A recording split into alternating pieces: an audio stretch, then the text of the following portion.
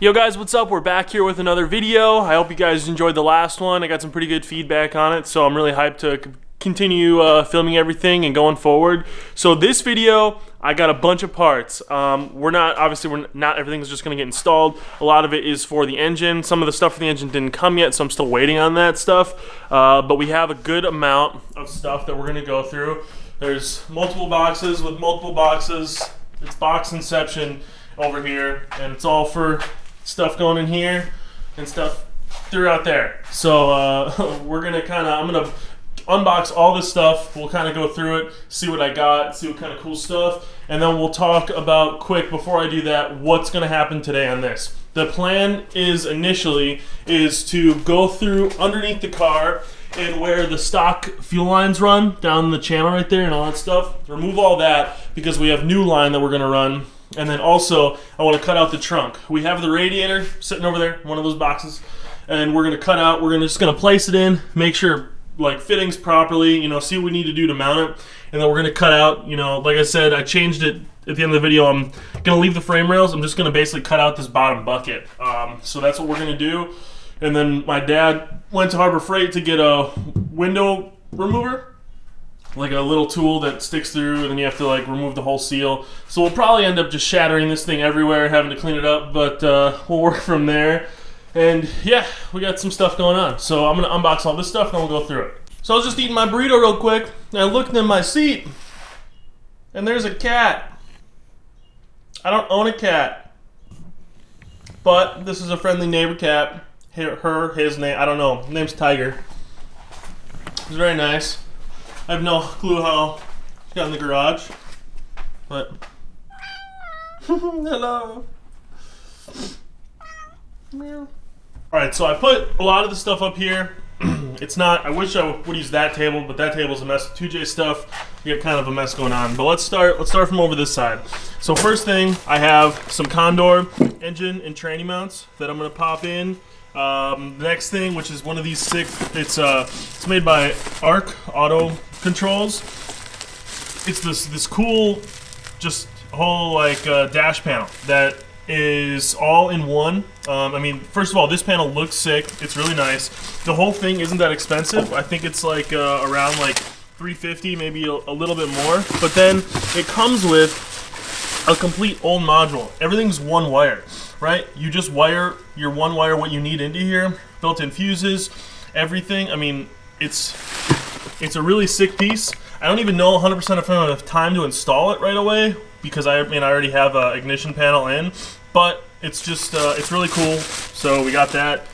Next thing, we did get a Brian Crower adjustable cam gear, which I'm sure everyone has any experience with a 2J or seen a picture of them knows what those look like. But super nice piece. It allows that minor adjustment to timing. Can just make your life a little bit easier. So we're gonna give that to the engine builder. This piece is sick. This is the Collins flywheel adapter for the BMW Trans to the JZ. I mean, this thing is a stout piece, and I still need to get the pilot bushing from them, but I'll get that, and then we'll be ready to pop this into our real engine. We have this throttle cable. Now I have an aftermarket intake manifold, so the throttle cable is kind of something we still need to figure out. This throttle cable, I believe, is off of a TI, and apparently it's longer, so we're going to try it out. If not, then we're going to have to search the interwebs, or if anyone has done a JZ swap with a different manifold other than stock, what throttle cable were you able to use to make it work? Because it has that, that little special clip end for the BMW side. Just a couple little parts here from Drift Motion.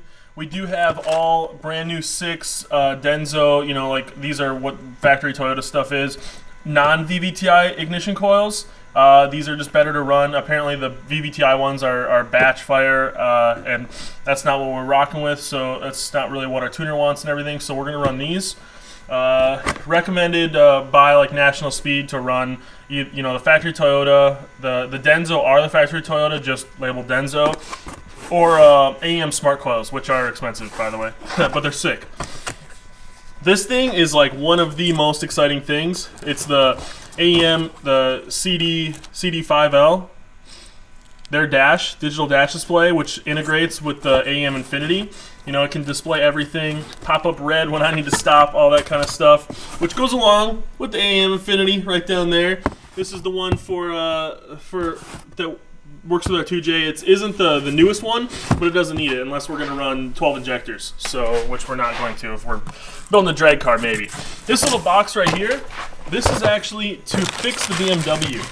It's just got another valve, a lifter, just a couple the little things in the head to make it work, because I am going to be selling the S52.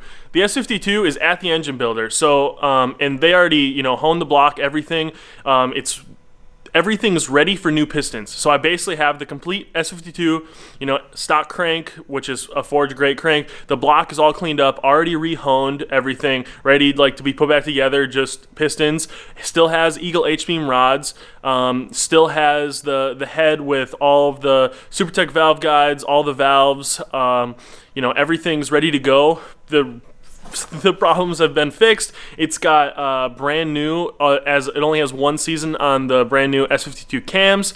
I mean, the thing is, I pushed it really far, and my tune didn't vibe with it, and that whole combination of everything was the reason of what happened. Just too lean, all that kind of stuff. So I brought it to the engine builder. They're making it all good, and now I'm going to have a disassembled S52 without that. All it needs is pistons. So before I was selling engine that was set up for low compression turbo. Now I have an engine that's set up for anything you want it to be. Basically, someone could buy the engine and then if they just want NA, put NA pistons in it, high compression, whatever they want to do. So I don't really have a price yet. If anyone is interested, just message me on Instagram or comment on YouTube or something like that. But all right, let's keep going.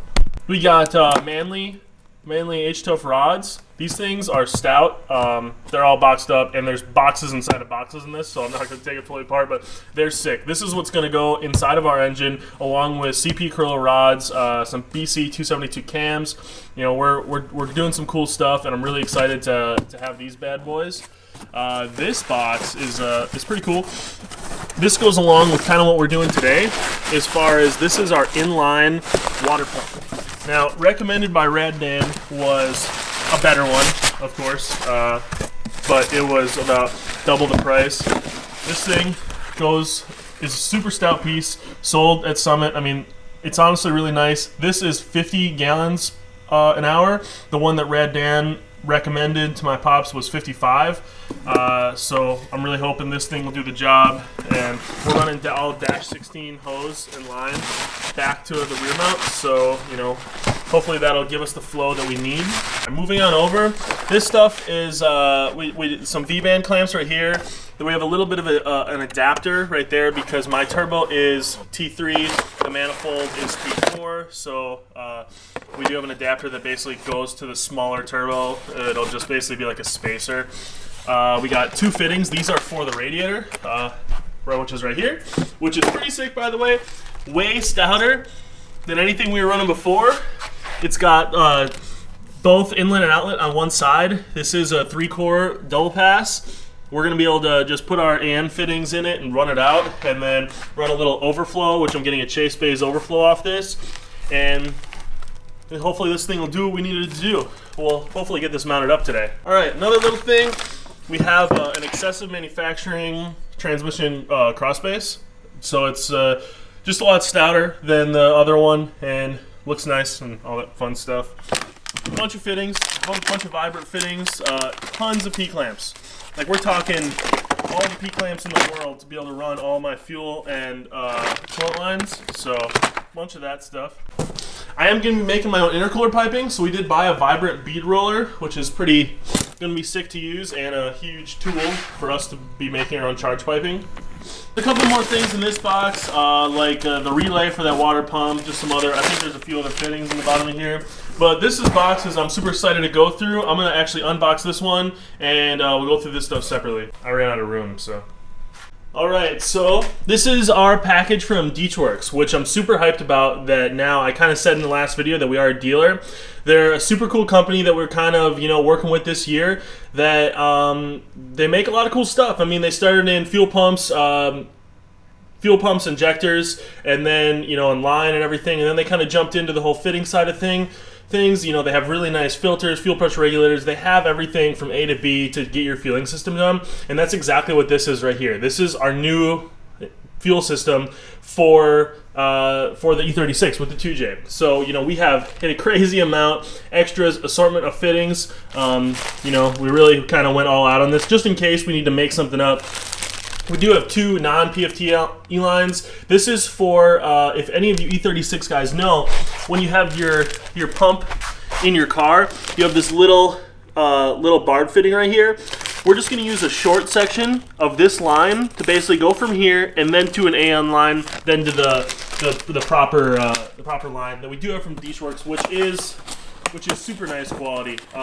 You know, on this car, everything ran before was always, you know, just like Summit or Jegs, which is really nice, but the ends spray really easily. And this stuff, I mean, I wish you could feel it. It's just nice, really nice quality. So I'm super excited to be using all this for fuel line. That's all Dash 6 stuff. And then what we have in this first box right here is actually the fuel filter housing. Now they're still sending us the fuel filter that actually goes inside of here, but this is a 10 micron that we're going to be using for E. So it's a really nice piece that'll just go in line. This little box is one of the cooler boxes, of course, because this is our injectors and pigtails to match up with our harness. So these are 1200cc injectors. Those will be will hopefully be, you know, maybe like 80% duty cycle running these at pretty high horsepower, so we're not overdoing anything, but it'll be sufficient enough. Here is the pump. Now, Dishworks makes like E30, E46, E36 drop-in fuel pump kits. That's exactly what this is.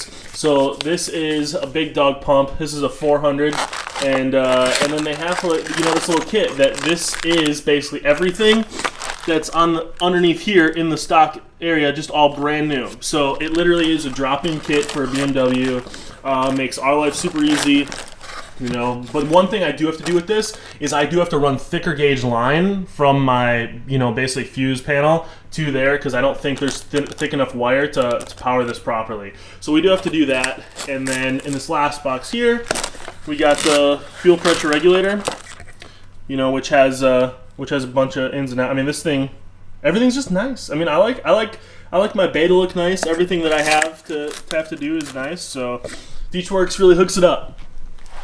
And like I said before, I am a dealer for them now. So if you're in, I mean, no matter where you are, if you're interested, but let me know. Hit me up on Instagram mainly if you're looking for something, and I can hook you up. You know, if you're a fellow BMW guy, then I'll toss a discount your way. Or if you're just a fan, you know, we'll talk about it. So I'm really excited about basically everything we have here. We got a mess going on now.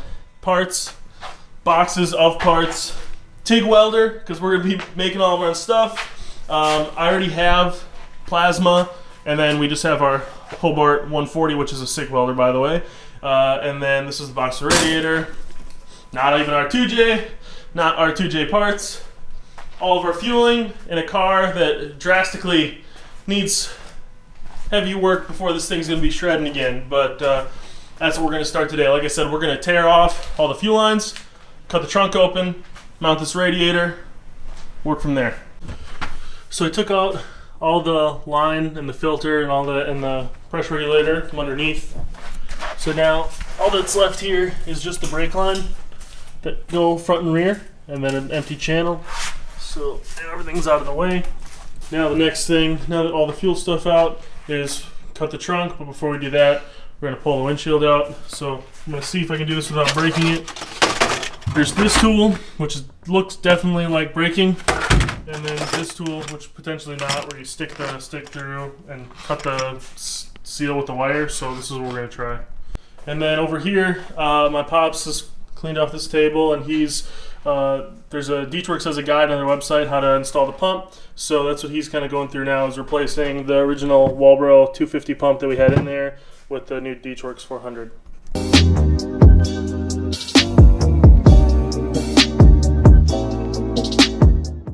So the window successfully came out after some sawing up with the little cables, but it all worked out. Didn't crack, didn't break. now I have easy access to where we can cut the package tray out where we want to do it, and then all these little hard motorsports blockout plates, I can get rid of those because I paid for them and someone else will pay for them, so I don't need them anymore. Alright, so now that the window's out, basically the next task is to both drill these 3 center pieces out. I'm going to leave the outside ones because those we're not going to cut that far. But I'm going to drill these center pieces out, and then also we're going to cut this part of the trunk out. There's double wall. It starts like right here and up. So I'm going to actually cut from underneath and cut across here. And then I'm going to drill some holes from the inside like here and then over here so I know where to stop from the other side. We're going to cut along this line of the frame rail, cut right underneath where it's double walled right here, and then basically straight down from here, cut across that. We'll support this at after, and then basically we'll have a huge hole for things to exit.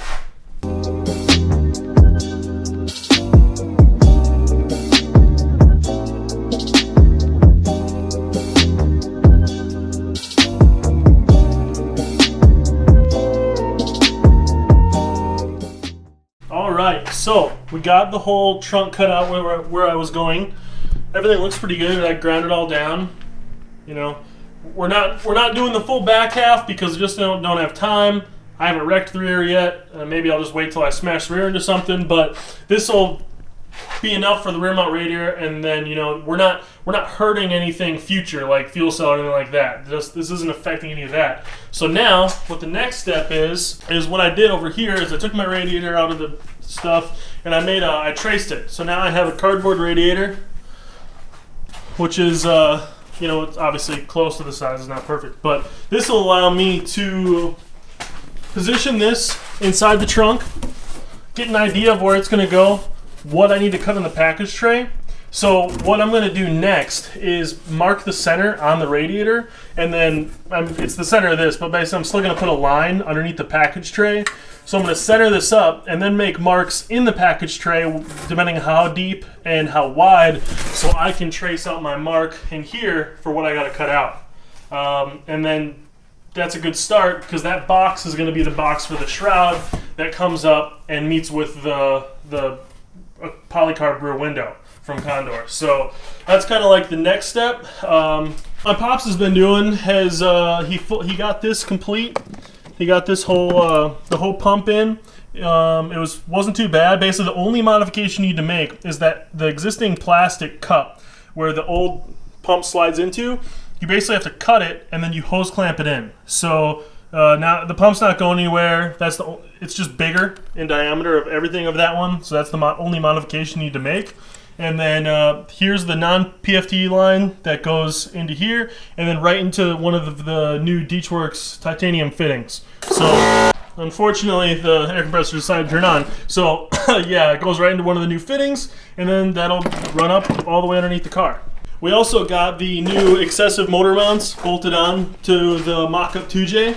So now I can bolt the Condor bushings on, and then since this has a front sump, which doesn't fit on my car, I need a rear sump, but that's on my other engine. I'm going to pull the rack and everything off the subframe, and that should maybe allow me to still put this car in with the front sump, just because so I can test exhaust, downpipe, all that stuff, and then mainly the next thing is run our fuel lines. That's what we kind of want to get done, is run our fuel lines back from where the gas tank's going to be all the way up to the engine.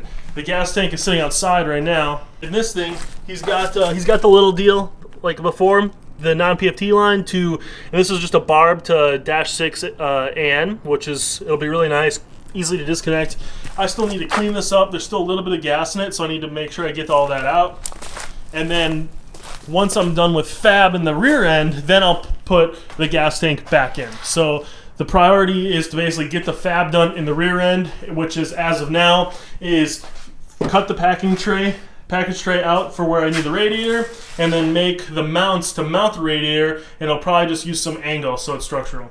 So with all this cut out, it took a little bit of tricking, and I took a hammer and flattened out a little of the curved spots where that was. But I'm pretty happy with it's pretty equal. I just kind of pencil sketched it and then or Sharpied and then just cut it out. So, and I also, when I was inside the car cutting, thinking that would be better, it wasn't, and then my battery died in my grinder, so I had to crawl back out. So it's kind of a pain in the butt. But now, let me put this in the right way. get a way better idea of how everything's gonna like line up from like the whole top. It makes a lot of sense now. You know, there's gonna be bracket basically going from down there to the bottom of the package tray, and then the radiator is just gonna sit something like this. You know, the shroud's gonna come down around it. So basically, all you're gonna see from the rear window is straight down, full access to here. We're gonna put our overflow and our swirl pot still inside this shroud. We'll have two of the Mishimoto Raceline fans in the back of here, and should be good to go. Now, obviously, the next thing is probably to build a plate that's going to sit over this out of cardboard, and then cut a hole in that, and then also make a shroud out of cardboard. Cardboard is going to be a huge part of this whole process, but it's going to make everything way easier. So when we actually go to the legit fab, hopefully it's just once.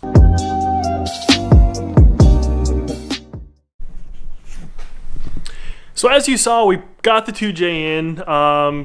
We just kind of set it in. We just took the sump off. We're able to set it on the crossbar with the front sump oil pan. I mean, it looks sick in there. I'd love to have an engine that's straight up and down this time. Exhaust manifold fits fantastic. We mocked the turbo up on. You know, there'll be plenty of room for us to do a 4-inch downpipe down through here, which I'm pretty excited. And then with our our wastegate, we should be able to still make it into our normal hole in the hood, which is pretty nice. And there's a lot less stuff over here as far as like the heat isn't so condensed. With the S52, engine's laid over. It's like basically hidden in this little pocket, and it's just a lot of heat in one area. And then on this side, it was kind of weird. So the stock intake will fit, but our aftermarket intake that's sitting right there does not fit with the brake booster. It'll fit. It fits in between the strut tower and everything, but that's in the way. So I gotta kind of think. What we might just do is some Willwood pedals that have their own reservoirs, everything. That's another thing. Is I wanted to do the Chase Bays brake boost delete, which I told you about before, but now with the new rule that they brought to ProAm, it's not legal at all, because it needs, I can't remember the exact rule, but basically it's only a single out for both things. Something like, it's just not legal. So if I go to like MDU or the US Drift, so I really don't want to have that issue moving forward. And now if I leave the stock one, it's not an issue because it's stock, you can leave it. But if it doesn't fit my intake, which along with the intake comes my fuel rail, the 14 mil injectors, everything's a little bit different. So instead of returning parts, getting stuff swapped out from like Deechworks, I think the route we're gonna do is just to get rid of the brake booster completely and get Willwood pedals. So that'll be the brake and clutch pedal. So that's probably the solution. And then the intake will fit all day long. This will all be gone. That'll all be gone. Literally, it's just the engine and then whatever, you know, our oil catch can. There'll be a couple things left, but it'll clean everything up nice. It will have way better because I really don't like foot braking and all that stuff with the brake booster. It just kind of feels weird. So that'll be this part.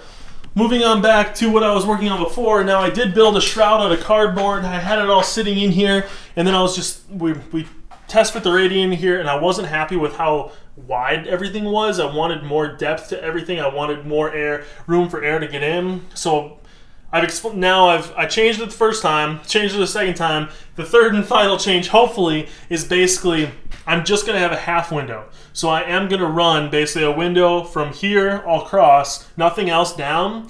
I'm going to make a plate that goes across this entire thing that's going to have a hole for the shroud. I'm going to do a false firewall basically down from the window down with a little piece of angle on it so there's a place to mount the window. And then the shroud down here will actually only come up to the plate, and then this will come up to the plate here. So it's not going to be a shroud where it comes up to the full window is angled. The shroud's only basically going to come up to our aluminum plate here, and then we're going to have a firewall, and it'll give us lots more room to mount everything to. We're going to lay the radiator down way more.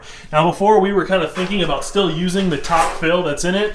You can kind of see it on here. Basically there is a top fill, but there's also a little neck that we can run the swirl pot and not even touch that. So we are going to run the radiator like way more angled, get a lot wider, a lot more airflow in. So that's the plan with that. I still have all the metal on the ground sitting here. So The car's pretty torn apart right now. I still need to basically pull the entire dash out to do all the new wiring, but this is where we're at the end of the day. We started working on like the fuel line stuff. The gas tank is drained and everything. We just need to finish cleaning it up and then put it back in and run the lines, but we didn't want to put it back in until all the fab is done in the rear or close to. So, you know, we kind of know where the lines lie back there. So we're gonna, with the engine now mocked up in, now we can actually see where we're coming from up here and back, so we can get a pretty good setup for how long our lines need to be. And then we can kind of, because that's some of the key stuff that we got to get done. So that's pretty much all for today. I'm gonna work on stuff again tomorrow and hopefully have another video for you guys. I'm gonna edit this one tonight. Hopefully you guys will see this on Sunday, or if it's not too late, I'll upload it today. So, but thanks for stopping by. This video is probably long, so I'm sorry. Like, comment, subscribe. Peace.